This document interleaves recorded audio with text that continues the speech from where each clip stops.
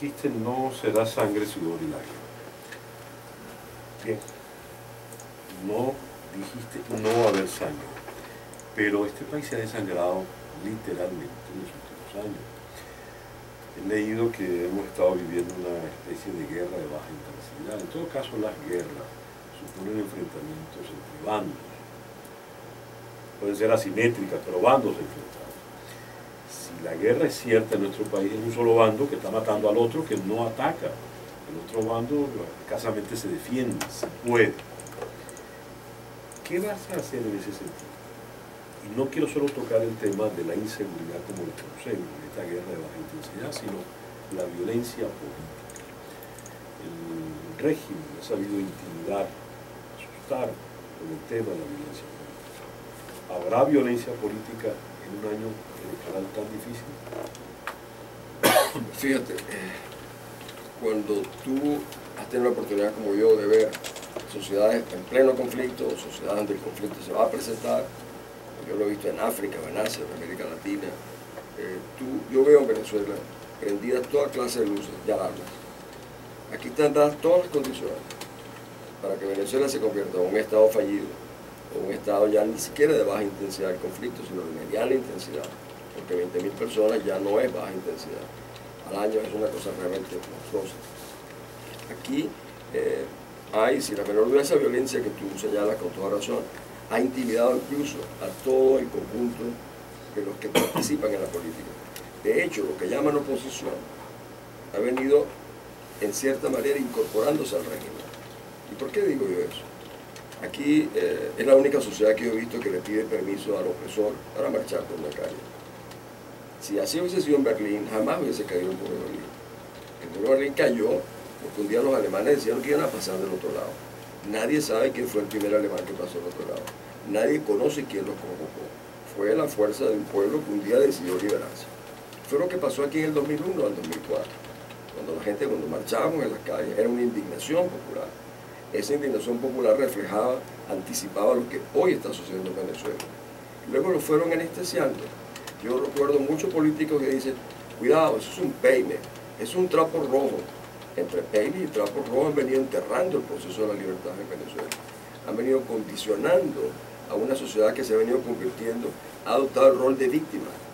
Y las víctimas psicológicamente se van adaptando a los empujones, a los golpes, a los acomodos.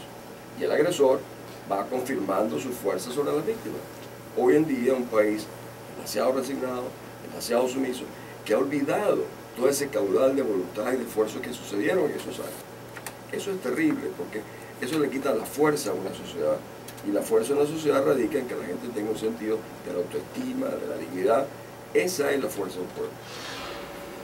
Leo acá en una encuesta, que por cierto te favorece, que la mayor preocupación del electorado está en el combate a la delincuencia.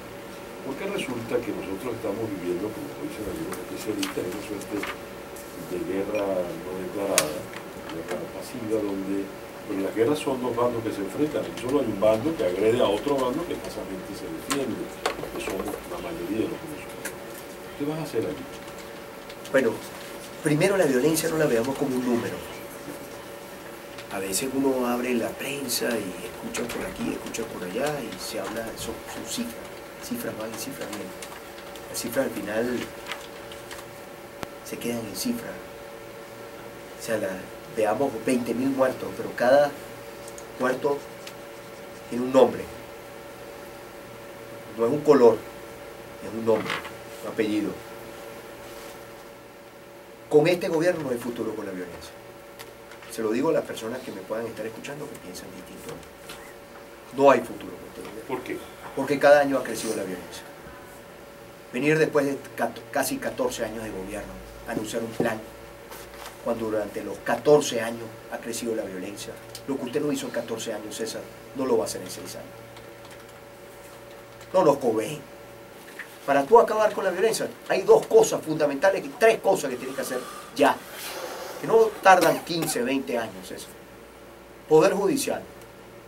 ¿Por qué el Poder Judicial? ¿Por qué si un violador es presentado a un tribunal? Un asesino es presentado a las 24 horas, está en la calle.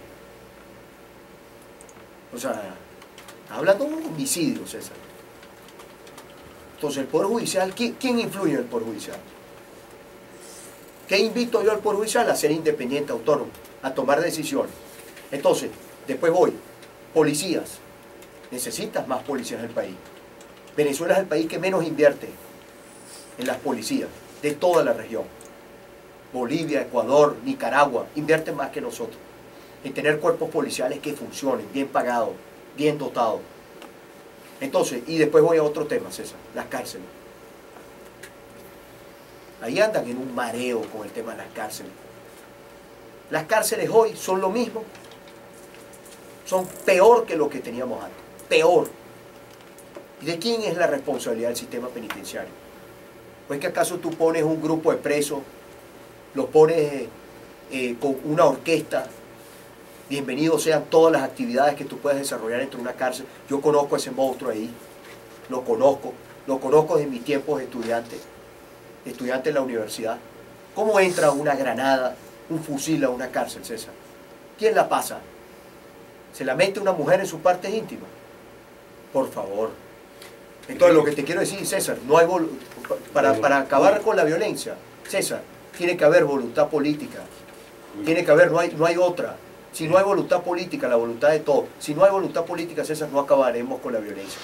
Lo que está ocurriendo en nuestro país es una violencia de diversos niveles de complejidad, pero que se vinculan entre ellas. El paso del narcotráfico en Venezuela y el hecho que hoy en día el 52% de la cocaína que llega a Europa proviene de Venezuela, deja huellas, y deja huellas muy profundas y muy complejas de abordar y resolver.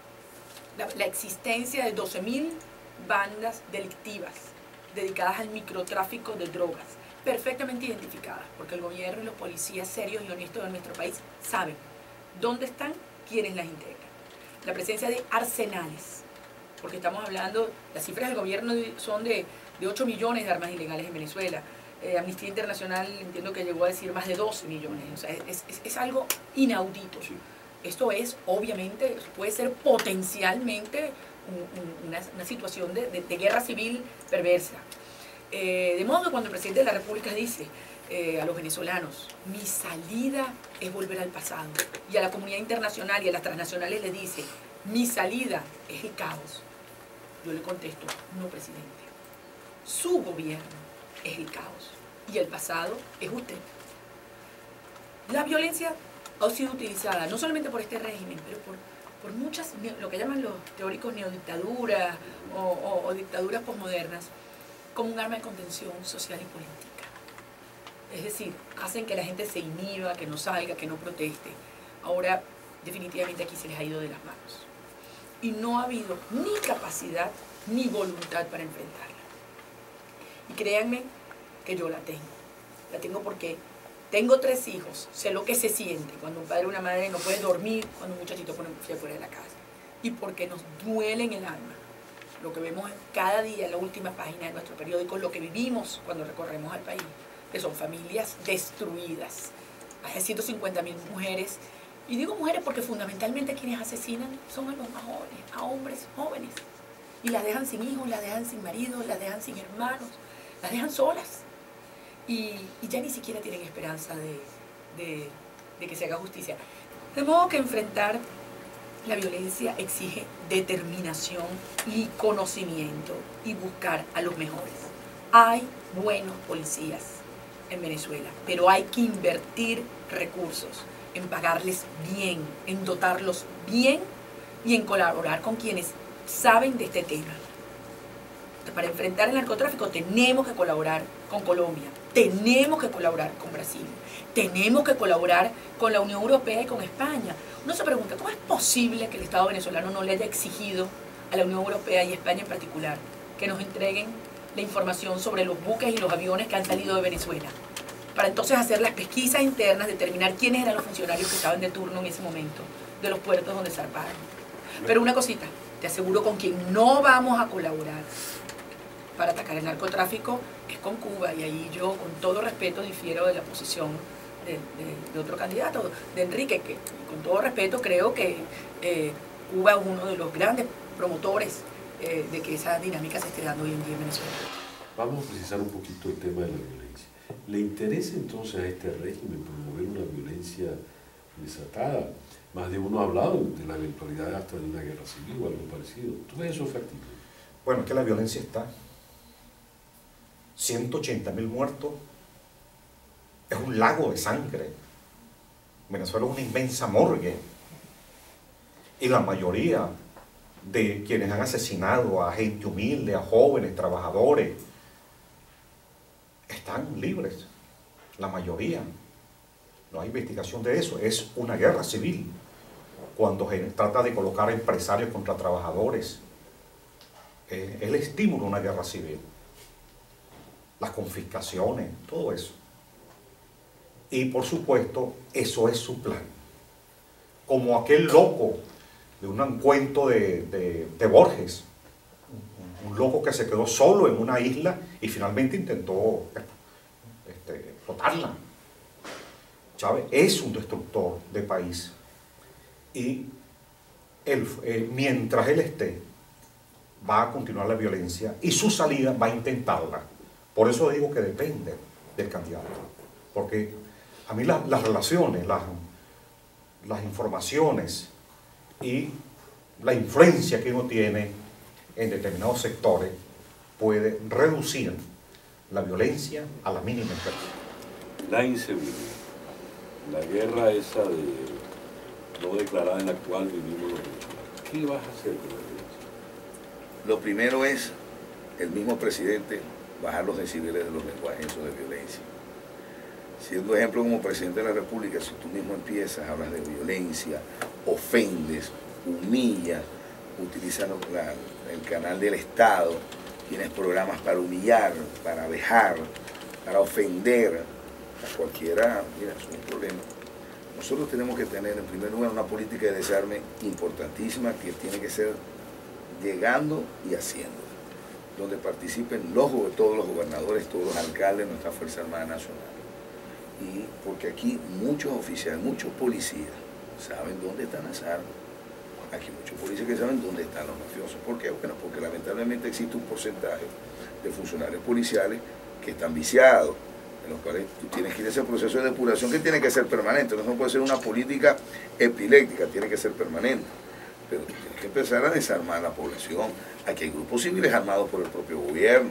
Aquí existen colectivos ¿Qué hace con esos colectivos? No, mira, nosotros tenemos que ir a un proceso, porque el peligro de esto es que pueden ir a un proceso urbano de querer generar violencia. Entonces, ahí es donde tú tienes que hacer dos medidas. Una vía de diálogo con personeros del gobierno actual, que tienen influencia sobre ellos.